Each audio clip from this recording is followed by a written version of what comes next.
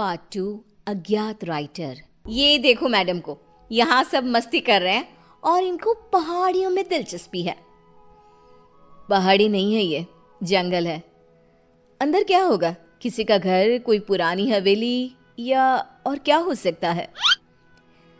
कहीं तू ही तो नहीं रहती ना इस जंगल में? अब इसका नाम भी बता दे। आज से इसका नाम पालन खेत, मेरा घर, आहार। कालिंदी बचपन से ही रहस्यमय शक्तियों में मानती थी।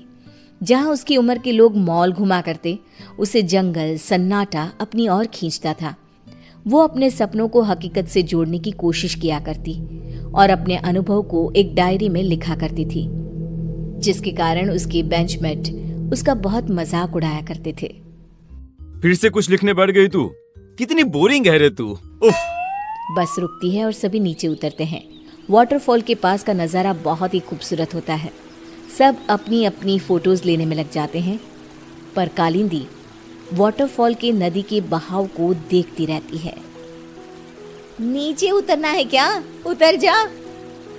सुष्मिता की बात पर कालिंदी चिढ़ जाती है और नदी के बहाव के साथ चलती हुई उसी जंगल में पहुंचती है जिसको उसने पालन खेत नाम दिया था।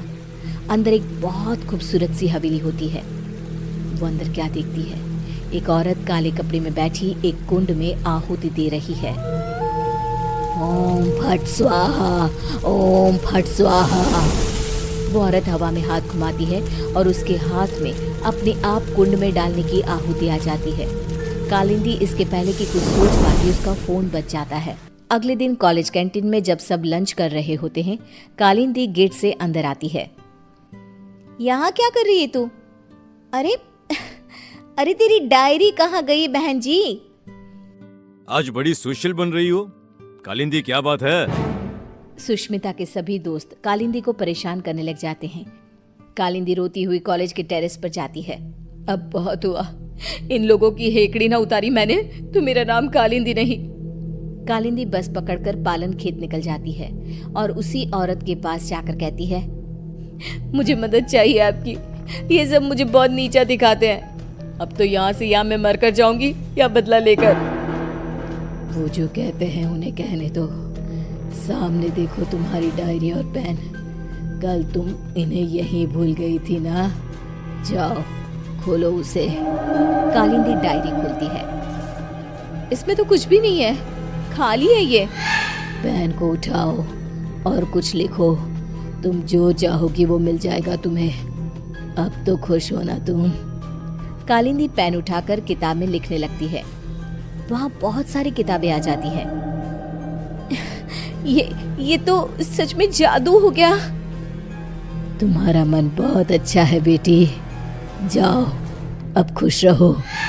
कालिंदी वापस कॉलेज जाती है और अपनी ही धुन में मगन हो जाती है। उसकी खुशी बाकी लोगों से बर्दाश्त नहीं होती और उसके पीजी के कमरे के बाहर सभी ताका झाके करने लग जाते हैं। अब क्या मांगू? चांद, छोटा सा चांद हाथ में कैसा लगता होगा ना? ये क्या बकवास कर रही है? सही में तेरा ऊपर का माला खाली है। तुझे ही देखना था ना इसकी खुशी का राज। चलो। दोनों आगे बढ़ ही रहे होते हैं कि खिड़की से एक रोशनी आती है।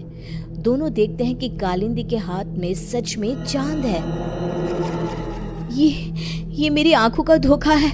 धोखा है, ऐसा कैसे हो सकता है? नहीं। ये भ्रम नहीं है, ये सच्चाई है। पर इसे ये कहां से मिला? सोच, अगर हम इसे चुरा ले तो? और रोहन उस पेन को चुराने में जुट जाता है। वो सोचता है कि रात को कालिंदी के कमरे के बाहर आग लगा देगा ताकि वो भागेगी और रोहन पेन चुरा लेगा। रात को रोहन पेन के लालच में आग लगाने जाता है, पर आग बेकाबू हो जाती है और कालिंदी कमरे से बाहर ही नहीं आ पाती। बचाओ, बचाओ! कालिंदी मर जाती है। मंदाकिनी को कालिंदी की मौत का एहसास हो जाता है। मार डाला उन्होंने मेरी भोली बच्ची को, अब कोई नहीं बचेगा। यहाँ आ बेटा, मेरे पास आ कालिंदी। कालिंदी की आत्मा वहां आकर अपना गुस्सा दिखाती हुई कहती है, हे सारी शक्तियों के देवता, अगर मैंने कभी भी किसी का भला चाहा हो तो मैं अपने सभी अच्छे कर्मों के बदले इंसाफ चाहती हूँ। इस अग्नि में अपनी आत्मा की आहुति देते हुए तुझे विनती करती हूँ कि मुझे एक ऐसी आत्मा बना दे, इतनी बुरी और शक्तिशाली, जो अपने गुनहगारों को तड़पा तड़पा कर मारे। ये कहकर कालिंदी की आत्मा आग में समा जाती है और आग से निकलकर कालिंदी के गुस्से से पैदा हुई आत्मा उसके पैन में समा जाती है और फिर शुरू होता है मौत का खेल। सुष्मिता अपने कमरे में सो रही होती है। रात को उसका फोन बजता है। It's me, Rohan. दूसरे नंबर से कॉल करना पड़ा। तुम कॉलेज के पीछे वाली पहाड़ी पर आओ, मुझे तुम्हें कुछ बताना है।